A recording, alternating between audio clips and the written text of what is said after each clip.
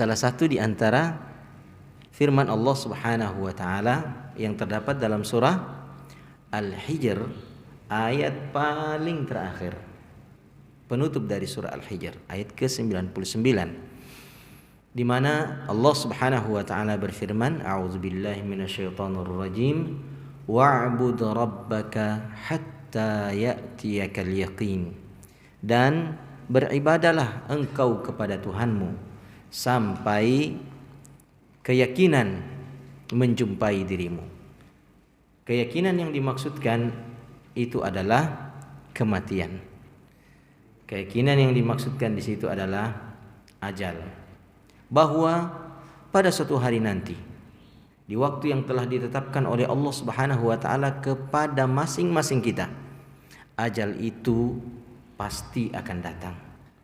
فَإِذَا جَاءَ أَجَلُهُمْ لَا يَسْتَأْخِرُونَ سَاعَةً وَلَا يَسْتَقْدِمُونَ. Maka jika telah tiba ajal mereka, tak seorang pun di antara mereka yang mampu menunda atau mengulurnya. Nah, ma'asyiral muslimin yang dirahmati Allah Subhanahu wa taala, beribadah kepada Allah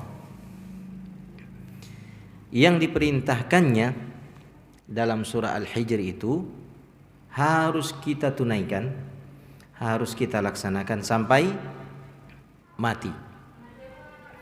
Maka dalam syariat kita, ibadah itulah yang harga mati.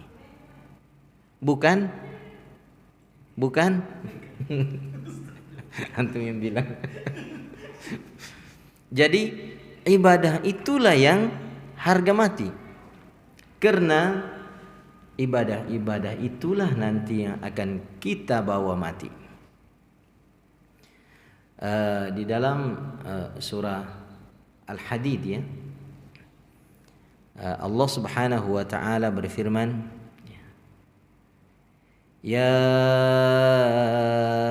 ayyuhan nasu taqu rabbakum, wahai sekalian manusia, bertakwalah kalian kepada Tuhan kalian. Wal tanzur nafsum ma qaddamat lighad wattaqullah. Dan hendaklah setiap orang memperhatikan dengan baik apa yang dia telah persiapkan untuk dirinya di besok hari.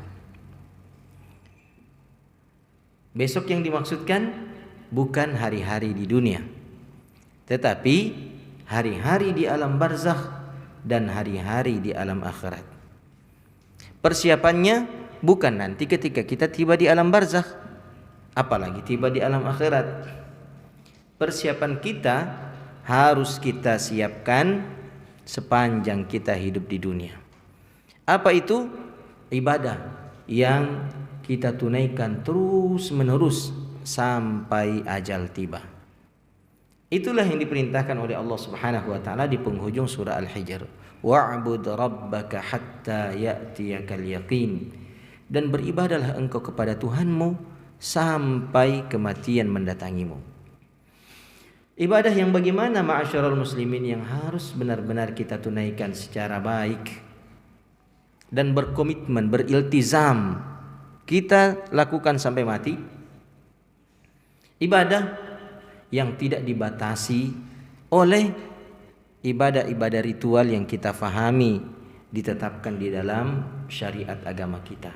Ibadah ritual yang dimaksudkan adalah seperti sholat, puasa, seperti yang kita lakukan ya Asyura hari ini, tilawatul Quran, apalagi sedekah, zakat dan yang lainnya.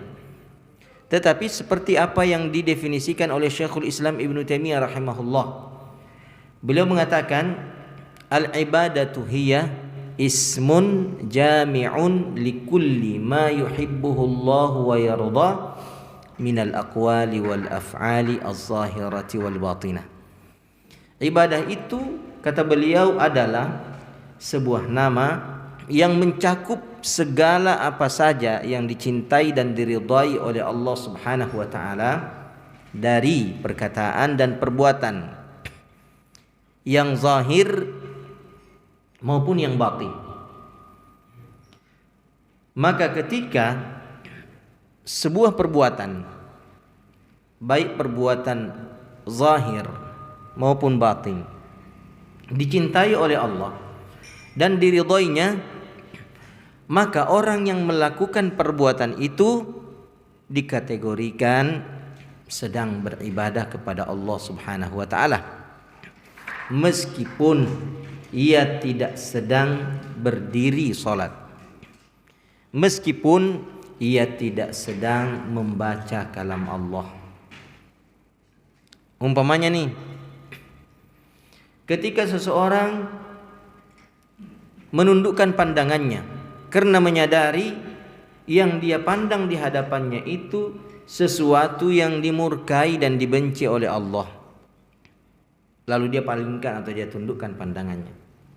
Apakah memalingkan dan menundukkan pandangan pada saat itu sesuatu yang diridhai dan dicintai oleh Allah? Ya, sesuatu yang diridhai dan dicintai oleh Allah. Maka ketika dia sedang memalingkan atau menundukkan pandangannya pada saat itu, maka dia dikategorikan beribadah kepada Allah. Berapa lama dia palingkan pandangannya atau dia tundukkan pandangannya? 1 jam. Karena dia berada di tempat itu dalam waktu 1 jam, dan di hadapannya sesuatu yang terlarang untuk dipandang itu terpajang 1 jam. 1 jam dia tundukkan pandangannya, 1 jam dia beribadah kepada Allah Subhanahu wa taala. Cuma menjaga pandangan. Sebab kalau kita merujuk pada surah An-Nur, bisa dibuka ya, ayat 30 dan 31. Surah An-Nur ayat 30 dan 31. Allah berfirman, قل للمؤمنين يغضوا من أبصارهم ويحفظوا فروجهم ذلك أزكى لهم. Katakanlah kepada lelaki-lelaki beriman agar mereka menundukkan pandangannya dan menjaga kesucian kemaluannya, yang demikian itu lebih suci bagi mereka. Sesuatu yang diperintahkan oleh Allah, tentu sesuatu yang dicintai dan diridainya. Maka ketika seseorang melakukannya, dia dikategorikan beribadah kepada Allah Subhanahu wa taala. Demikian pula Allah berfirman kepada wanita-wanita mukminat, wa qul lil mu'minati yaghdudna min absarihinna wa yahfazna furujahun wala yubdina zinatahun. Dan katakan pula lah kepada wanita-wanita mukminat agar mereka juga menundukkan pandangannya, menjaga kesucian kemaluannya, dan tidak memperlihatkan auratnya. Maka ketika wanita itu sepanjang hari menutup auratnya, tak terlihat rambutnya meskipun sehelai, tak terlihat lehernya, tak terlihat lengannya, tak terlihat betisnya, kakinya, dia tutup semuanya, maka sepanjang itu dia dikategorikan sedang beribadah kepada Allah Subhanahu wa taala. Pahala sepanjang itu mengalir memenuhi catatan amal kebajikannya. Subhanallah.